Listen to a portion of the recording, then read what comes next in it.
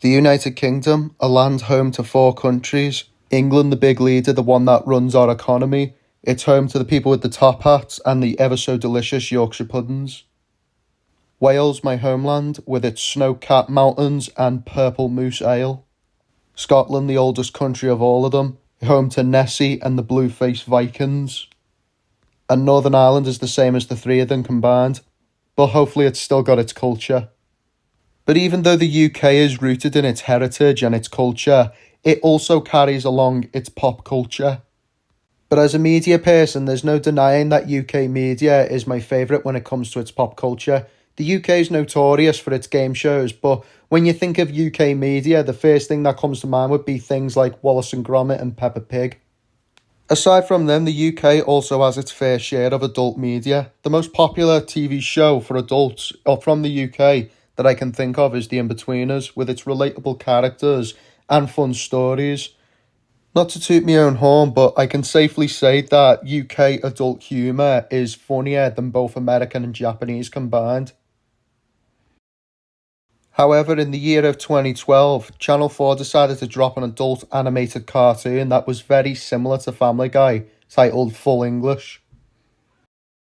Now, I know full well that Family Guy is infamous for having so many clones of itself. I mean, they're not written by the same person. They're like carbon copies of Family Guy that were written by different people, but have different art style. Well, they have the same art style, the same sort of humour, and Full English is just like the rest of them.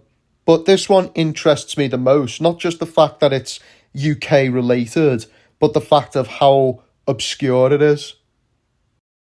And that's why in this video I'll be taking a dive into Full English 2012. So let's get started.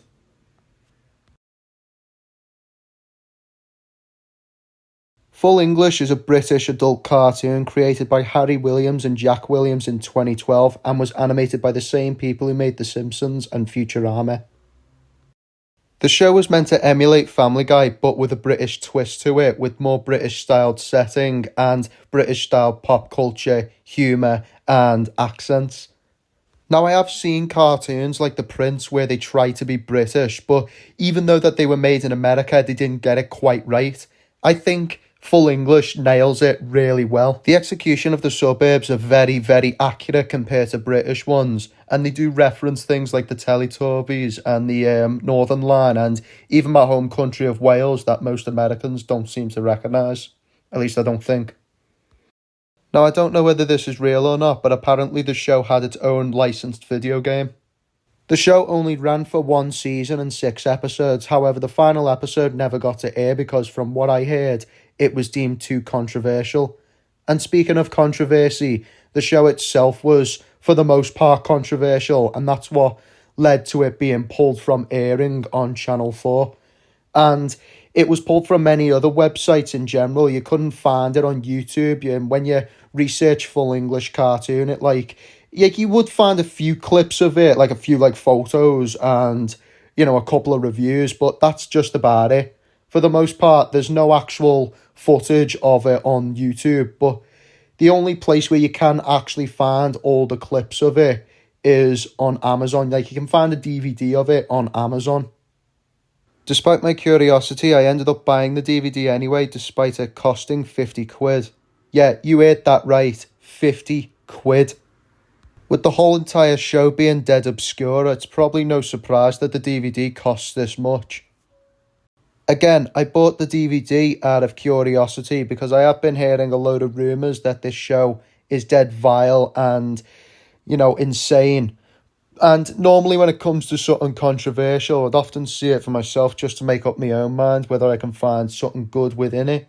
But the same can also be said for good shows.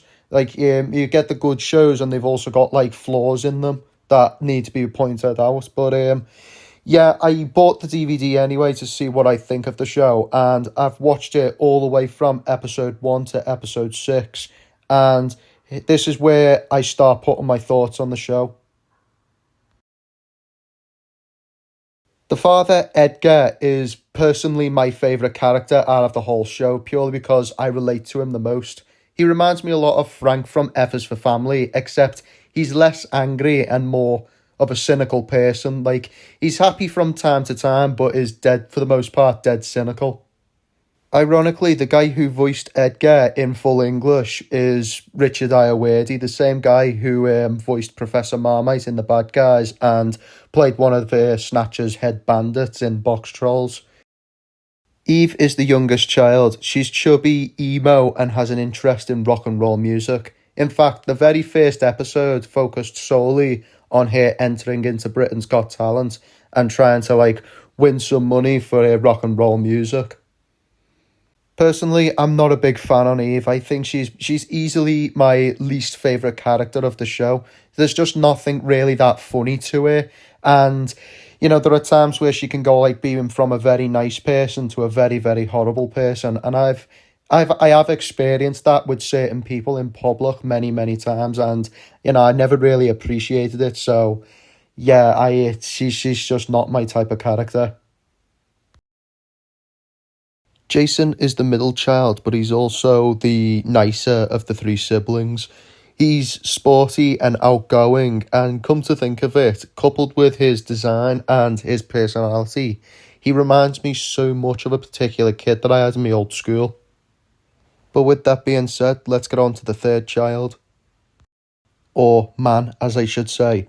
Dusty is the eldest. He's more on the stupid side of things, basically the clown of the family. Now, I have a bit of a love-hate relationship with this character because there are times where he can be really annoying and obnoxious. Mainly, his voice puts me off. He does have braces, and that gives him that sort of sound when he speaks, and it's just not pleasant to listen to. Still don't know what powers you have given me, but I thank you. Oh, my hands! But despite his exaggerated stupidity, there were times where he actually made me crack a genuine laugh. Well, she's a barrel of laughs. Hey, I fucking heard that. Notice that at the beginning I labelled him as a man because in episode 4 they actually confirmed his age to be 30 years of age. Wendy is more of the stay-home mum. She does more all she can for the family, loves her husband to bits, and has she has a father who absolutely hates him as well. But I don't really have much to say about her because that's all she mainly does in the show. But I wish they could have done better with her, done more with her. But yeah, I'm sorry. That's all I can say about her. And speaking about Wendy's father, we now move on to Ken. Ken is an egotistical businessman, and his son-in-law helps him with his business. I may have mentioned this before, but Ken absolutely despises his son-in-law. Personally, I'm not a big fan on him. There are I don't remember laughing at any one of his jokes. But for the most part, I do think he's an absolute tit for the sake of being a tit. But if Ken isn't bad enough, it's more than what I can say for his imaginary friend, Squidge. What the actual fuck? This is a giant, ugly green thing which happens to be Ken's imaginary friend. And he just doesn't do anything for the most part. And he's only there mainly for comedy reasons. But come to think of it, I can't unsee the fact that his design reminds me so much. If you guys have been on the internet for a while, you probably recognise the McBusters. We've got it's basically the McDonald's characters, but playing the with the same storylines as the Ghostbusters, and they be the Ghostbusters, and they've got Ronald McDonald as Peter Venkman. They've got the Hamburglar as Egon Spengler, and McCheese as Raymond Stantz.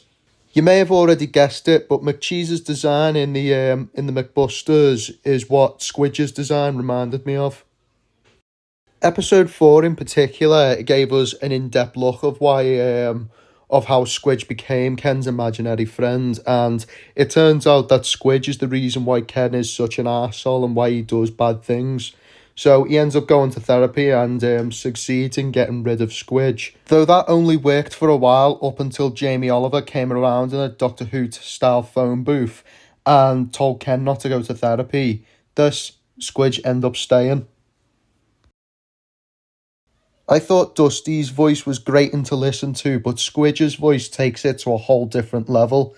His squeaky childlike voice was meant to add to the comedy, but it just comes across as dead obnoxious, too in your face, and even the stuff that he says half of the time just comes across as dead childish and poorly written.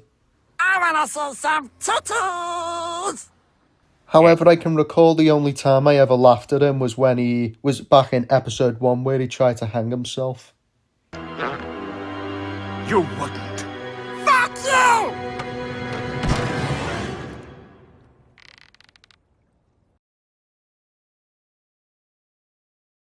With the celebrities, the show is, jam-packed with so many recognisable UK faces such as Jeremy Kyle, Daniel Radcliffe, Simon Cowell, and many, many others.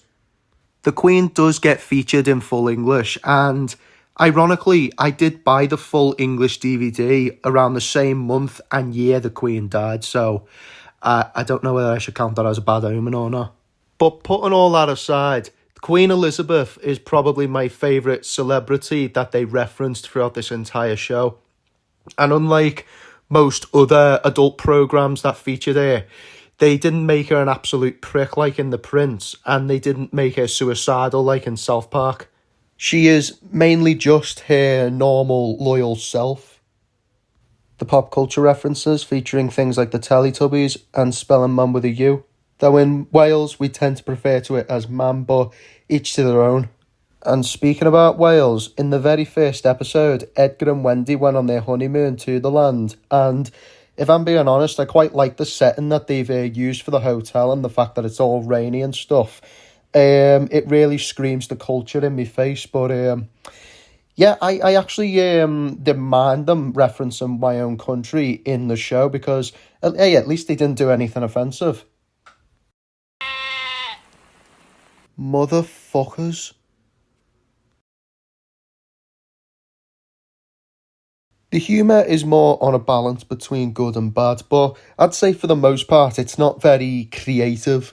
But even if some parts of the humour aren't for you, you gotta admit that the little tiny pieces can be pretty funny from time to time. Mit Nigel, Roland and Sir Lord Alan Sugar. Hello. All right. And then there were gags that I could have swore I've seen in other shows. The best way I can describe the humour is that it's like a mix between rudeness and shock value.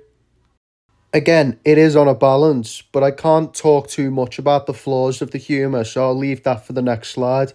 But here's like a good example of how the humour works. So, in episode 3, Edgar and Wendy are sitting in bed watching a programme or documentary about a kid with like a face deformity. Up next on Channel 4, a new thought-provoking documentary about a very special and brave boy with a rare genetic disorder known as spaz face. Now this is clearly trying to make fun of people with face deformities. I mean, yeah, it's a bit shocking, it's a bit offensive. But the ironic thing is that this whole clip was played to make it seem sad and depressing, up until the kid starts doing this. Oh, nimble little fella. Look at him.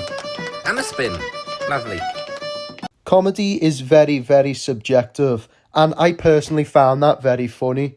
It's dark humour at the end of the day, and whether you're a fan of it or not, that dance that the kid did, it's something that, obviously with the way the kid's been going and his backstory and everything, it's one of those things that you shouldn't really laugh at. Like it's bad, but you just can't help but laugh.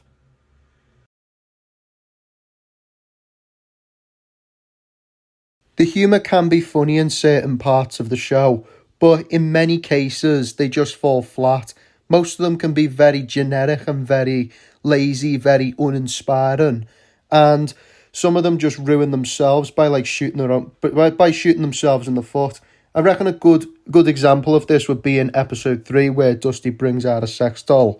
While everyone else is in shock, Edgar's got his glasses off, and he very nonchalantly says, "Oh my God, Dusty's got a girlfriend." But then Wendy, his wife, tells him to put glasses on. And then he eventually does. And that's when he starts being dead shocked. And he's like, "Oh my God, Dusty's got a sex doll." Now, personally, that line probably would have been funny if they just left it at there. But then his mate intervenes and says this. Even a good one. Hasn't even got the easy, clean arsehole. So they've effectively ruined their own joke. There was one gag in the show that made me very, very disgusted, and that would be the gag where they had Ron Weasley and Harry Potter in their college years. And in the clip, it's presented as Ron telling Harry that you shouldn't really use magic on women to have sex with them because he found it to be date rape. And Harry starts saying that it's just harmless magic, and you can't remember it after that. So he ends up putting the spell on Ron, and I can't believe I'm saying this, proceeds to rape him. Yeah, I don't even know whether I should call that humour, because if anything, it just sounds like they're just trying too hard. And then there's the nudity, filled with dicks, fannies, and they're just not censored whatsoever. Nor are they done up in a way that makes it appear funny or executed in a way that's funny. They just come out dead random, and it's just dead in your face that it almost feels like they're just doing it for the shock value.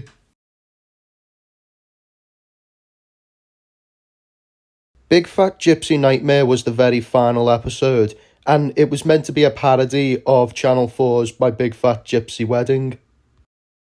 The episode caused a bit of a stir among Channel 4 as they were worried that the episode might offend gypsies. So they were originally going to release it as episode 4, but then they delayed it just to have more time to think about it. And then once they realised how fast the ratings for the entire show was dropping, they just decided to not air the episode at all. Now, the controversy was explicitly aimed towards the gypsy wedding, but from my perspective, the episode just felt typical like all the other episodes. And, again, it's crude, it's obscene, it's got drug taken, but it's just typical, really. I mean, I've really got nothing much to say about it other than it's just typical. With all that aside, Full English was a show that never got a second chance. It ended up failing miserably. It wasn't just very unpopular, it was very, very invisible to the viewer's eyes. It was so obscure that I ended up going out of my way to buy a 50 quid DVD just to see what it was all about. Coincidentally, Full English reminds me a lot of this other Channel 4 programme that I used to watch back in nursery called The Blue Dragon. And this programme went through the same shit that Full English went through. It was very obscure. And I remember watching it in 2011 a lot. And in 2018, I started researching it. And the only video I could ever find was this single video by Glasshead TV. But in recent years, they started re-uploading some of the episodes of The Blue Dragon in 2022. And now it's not as obscure as it once was. From my perspective, at least.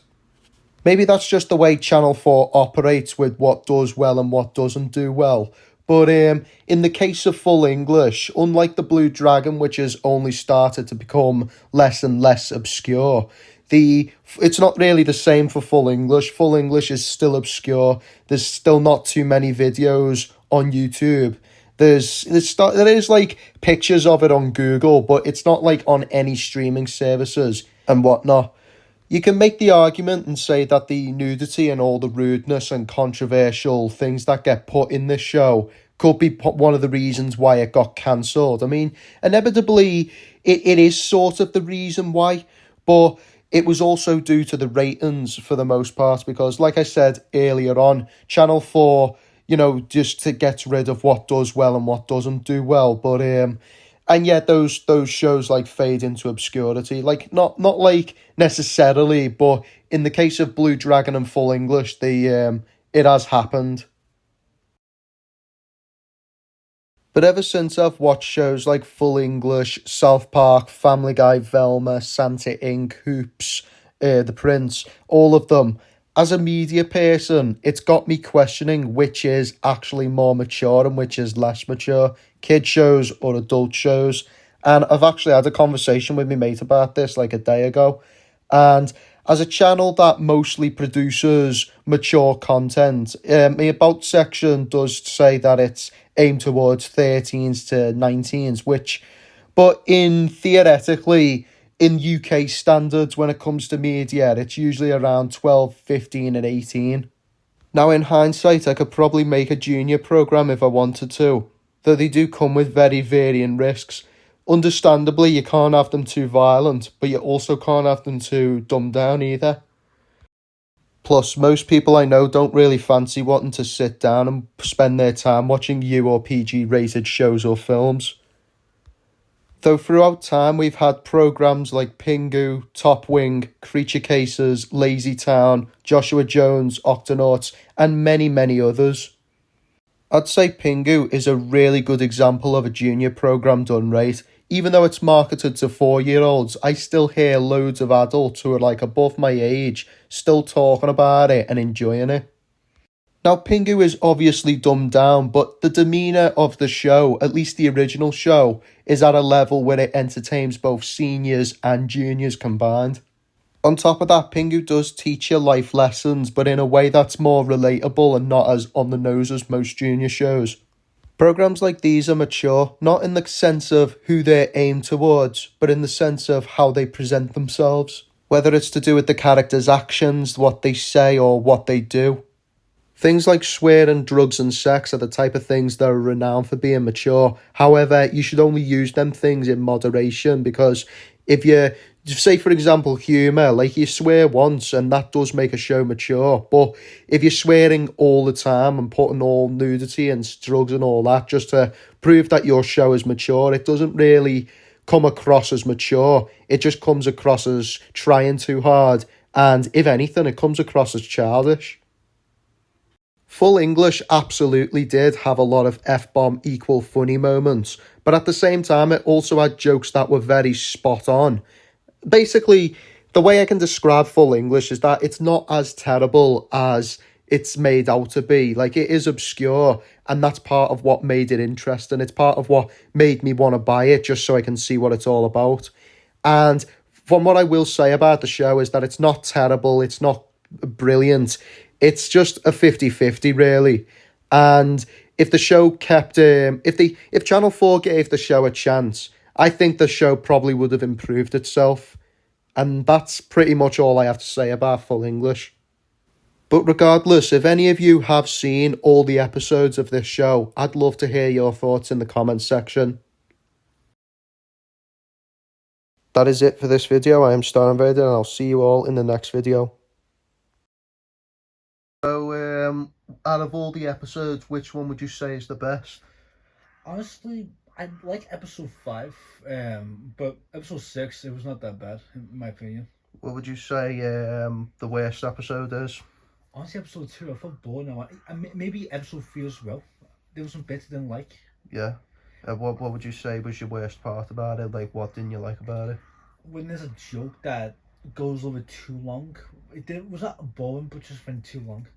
Nice. I mean, I watched Any Day Than the Prince. So you wouldn't say this is as offensive as the Prince? Prince is not. It's not offensive. It's just boring. Yeah. Even if it was offensive, I still found it boring. I get you.